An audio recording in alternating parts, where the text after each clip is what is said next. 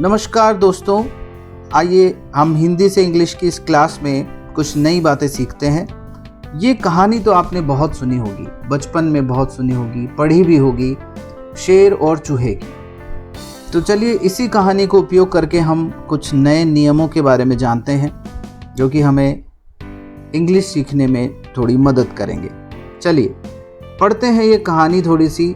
A lion was sleeping in a forest. A mouse started playing on it.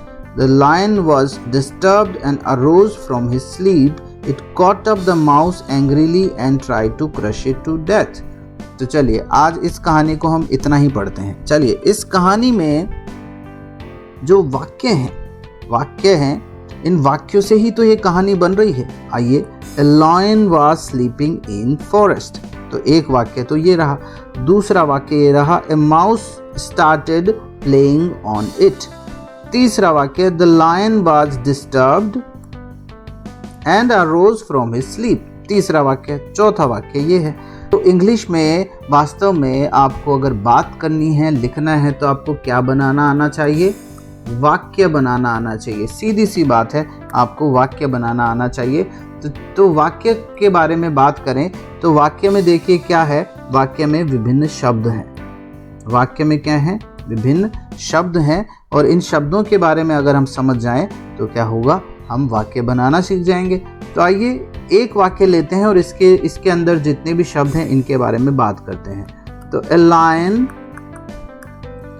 was sleeping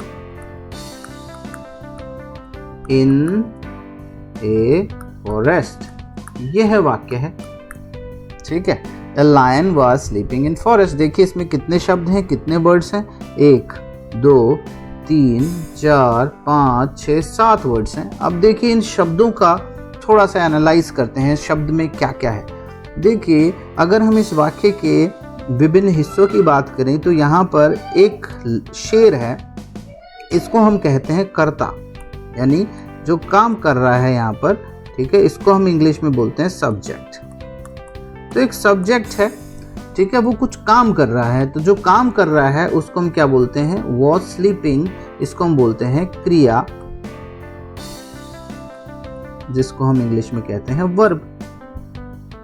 और इसके बाद की कुछ कहानी है कि इन अ फॉरेस्ट में, ठीक है।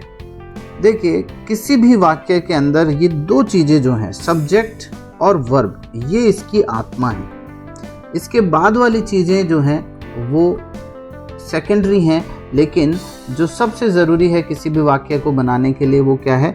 एक सब्जेक्ट आपको चाहिए, और एक सब्जेक्ट जो है वो एक क्रिया के साथ जुड़ा होगा, और फिर बाद में जितनी भी चीज़ें उनको हम एक्स्ट्रा मानते हैं अभी फ़िलहाल, ठीक है, उनको हम बाद में देखेंगे, लेकिन अभी हम उनको एक्स्ट्रा मानते हैं। तो आप देखिए किसी भी वाक्य को बनाने के लिए आपको क्या चाहिए? एक सब्जेक्ट चाहिए, एक वर्ब चाहिए।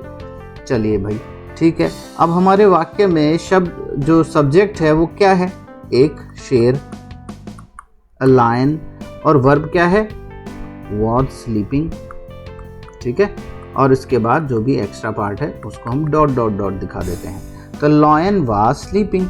तो देखिए आपको अंग्रेजी सीखने के लिए वास्तव में सब्जेक्ट सीखने होंगे, वर्ब सीखनी होगी, और एक्स्ट्रा पार्ट सीखना होगा, ठीक है।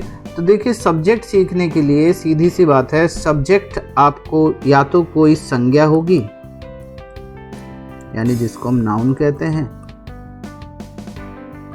या फिर एक सर्वनाम होगा जिसको हम कहते हैं प्रोनाउन, ठीक है। तो या तो संज्ञा होगी या सर्वनाम होगा। तो यहाँ पे देखिए लॉयन क्या है? एक संज्ञा है, ठीक है। संज्ञा क्या होती है? संज्ञा होती है नाम, किसी चीज़ का नाम, चाहे कोई वस्तु हो, चाहे इंसान हो, चाहे कोई जानवर हो, इसका नाम ही संज्ञा है।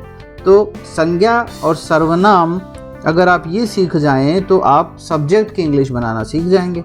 तो संज्ञा और सर्वनाम की इंग्लिश कैसे सीखेंगे?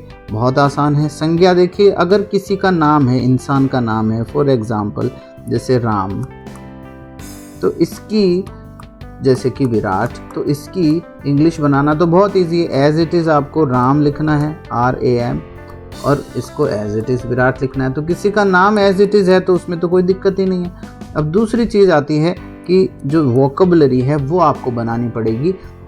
तो संज्ञा का नाम याद करने के लिए फॉर एग्जांपल मैं आपको बताऊं कि मान लीजिए यहाँ पर शेर की बात कही जा रही है, तो शेर के लिए अंग्रेजी में जो शब्द है वो है लायन, ठीक है। इसी तरह से चूहा, चूहा के लिए इंग्लिश में शब्द है माउस। तो इसी तरीके से ये जो वोकेबलरी है ये बनाना बहुत ज़रूरी है। वोकेबलरी में ही आप सीखेंगे कितने संज्ञाओं के लिए जो वर्ड्स यूज़ करने हैं वो कौन से यूज़ करने हैं। तो आपकी ज़रूरत के हिसाब से आप अपना वर्ड चूज़ करेंगे।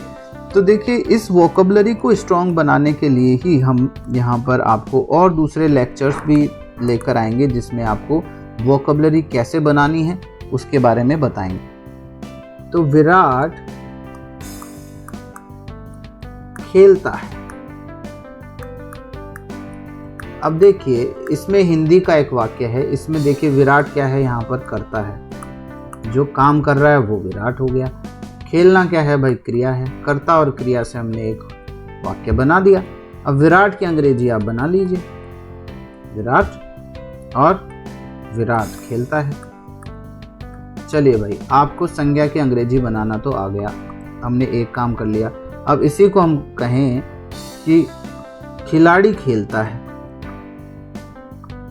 खिलाड़ी खेलता है। तो देखिए, खिलाड़ी जो है इसको हम एज इसका अंग्रेजी शब्द लेकर आएंगे तो हम कहेंगे प्लेयर खेलता है। तो यहाँ पर देखिए, खिलाड़ी एक संज्ञा है और इस खिलाड़ी के लिए हमें एक अंग्रेजी शब्द मिला प्लेयर। अब खिलाड़ी को प्लेयर ही कहते हैं, ये हमें कैसे पता लगेगा? तो ये पता लगेगा आपको वोकेबलरी याद करने से, और वोकेबलरी हम याद आपको करवाएंगे हमारे आने वाले लेक्चर्स में। आपको हज़ारों शब्द हम याद करवा देंगे, ठीक है, जिससे आप संज्ञाओं की अंग्रेजी आसानी से बना पाएंगे। अब देखिए, यहाँ पर जो दूसरा पार्ट है इस वाक्य का वो है क्रिया। अब क्रिया की अंग्रेजी कैसे बनानी है ये हम आपको अगली क्लास में बताएंगे।